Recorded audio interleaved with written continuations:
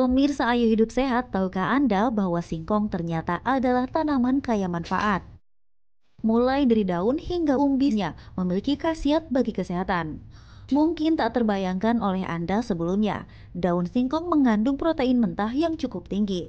Manfaat ini bisa Anda dapatkan dengan bermacam olahan sesuai selera. Salah satu menu yang mungkin bisa jadi pilihan adalah tumis daun singkong.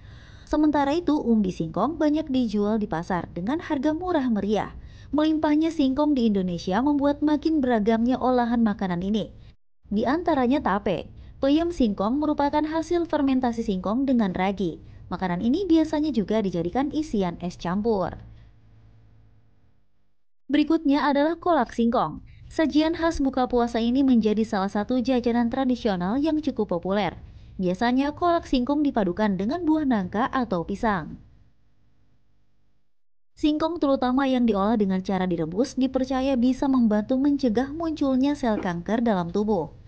Meski belum ada penelitian lebih lanjut mengenai kejelasan ini, nyatanya banyak orang yang menjadikan singkong sebagai camilan sehat. Nah, untuk lebih berkenalan dengan tanaman umbi-umbian yang satu ini, mari ikuti pembahasan seputar fakta atau mitos singkong dan daun singkong berikut ini. Aduh, ini singkong. Aduh, saya tuh nggak makan singkong, Dok. Masa Wah, artis makan singkong kok sih? sombong banget Duh, sih, ini maaf banget enak ya, loh enggak, Kak enggak. Bekti, aku Ih, aja makan. aduh, rasanya tuh juga ya Allah hambar-hambar aja.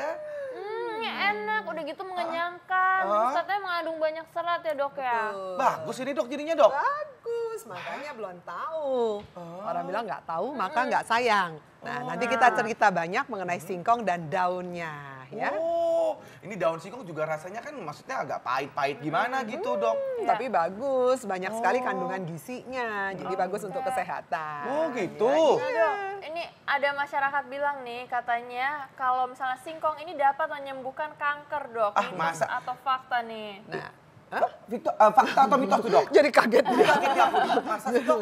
Ini adalah mitos. Oh, mitos. Ya, meskipun gini, di masyarakat itu beredar banyak sekali ya bahwa kanker ini bisa disembuhkan kalau kita makan singkong karena katanya mengandung vitamin B17. Tapi ternyata ini hanya laporan dari 1-2 kasus. Oh.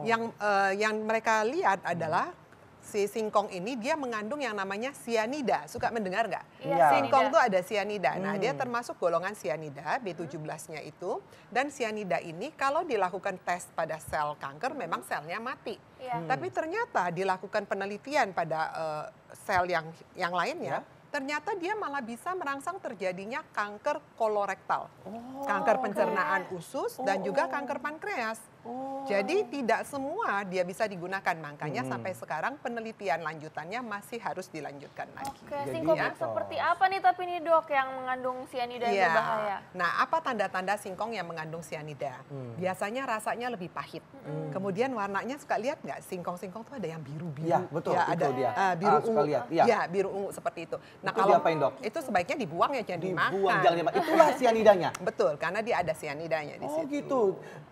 Jadi apa namanya singkong-singkong yang seperti ada warna-warna Ungu-ungunya. seperti itu kebiru-biruan. Itu kulitnya atau di Di dagingnya, Dok? dalamnya, Di dalam dalamnya? daging ininya. Oh, Kalau ini kan dalam putih dagingnya. ya, paling cuma Ya, ini hitam-hitam putih, bekas betul. Ini- akar-akar kecilnya. Oh, hitam-hitam ini kuningnya, akar-akar kecil. iya, Jadi iya. kalau ada biru-birunya, Biru dibuang aja, jangan itu dipakai. dibuang, jangan di. Itu efeknya apa, Dok? Kalau misal kita kemakan paling tidak kita nggak sengaja Ya, gitu, Dok. sianida itu adalah toksik, racun Ya, untuk tubuh kita ya, tergantung kadarnya. Uh-uh. Kalau misalnya jumlahnya cuma sedikit, hanya 1 garis, 2 garis ya nggak apa-apa, tubuh kita bisa menganulir. Ya. Tapi kalau jumlahnya banyak, orangnya bisa menunjukkan tanda-tanda keracunan ya, yang mual, muntah, dan akhirnya kalau makin besar dosisnya ya mungkin bisa menyebabkan berarti hal-hal harus- yang jelek juga. Oh ya. my Harus God. dipilih-pilih ya dok ya. Pilih cari yang bersih. Ini ada fakta atau mitos lagi, Dok. Ini daun singkong itu memicu hipertensi. Fakta atau mitos, Dok? Mitos.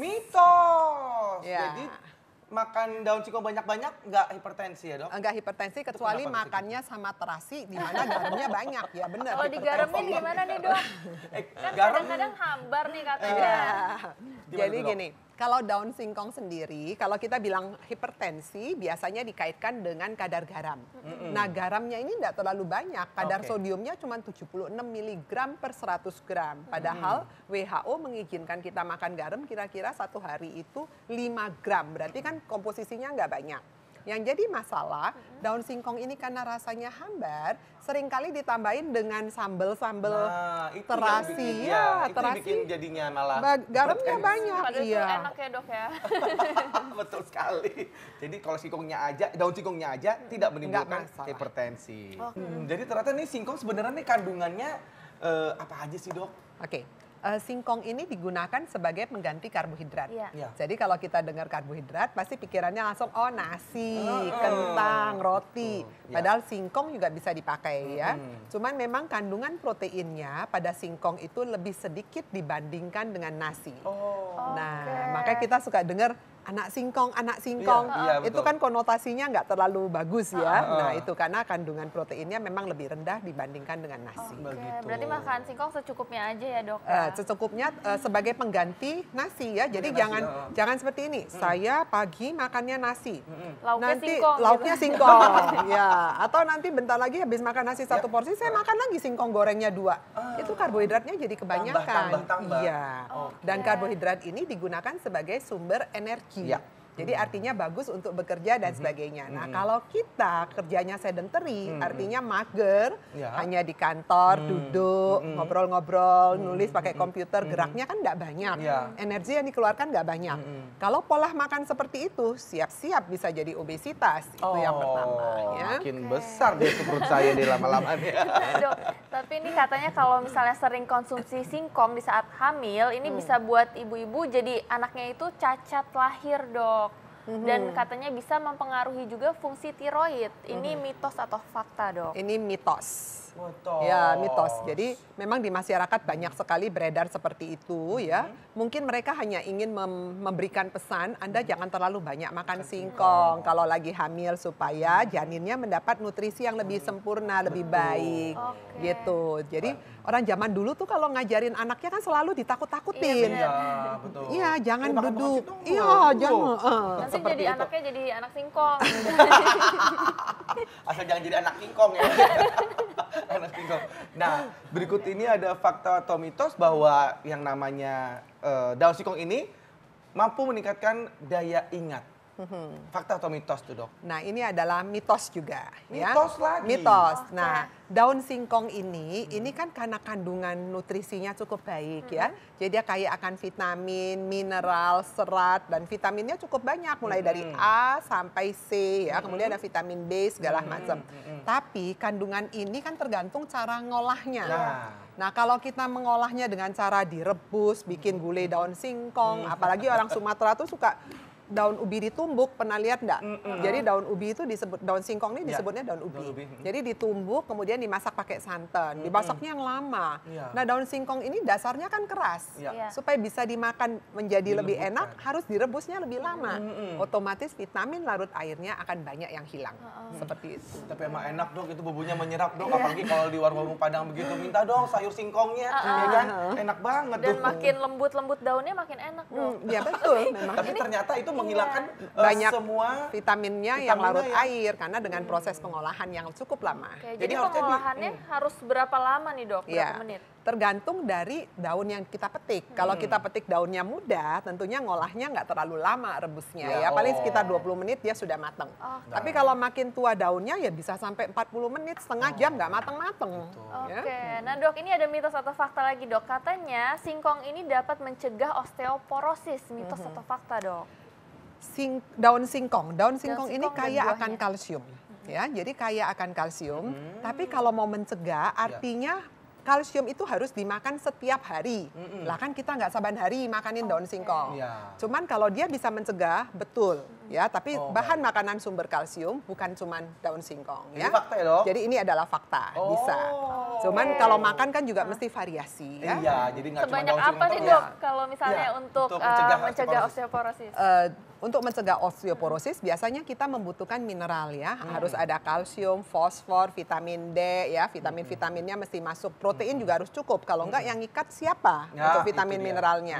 Nah, kalau kita membutuhkan tergantung usianya. Kalsium itu dibutuhkan antara 500 mg sampai 1 gram per hari, tergantung umurnya ya. Kalau 1 gram itu artinya 2 gelas susu.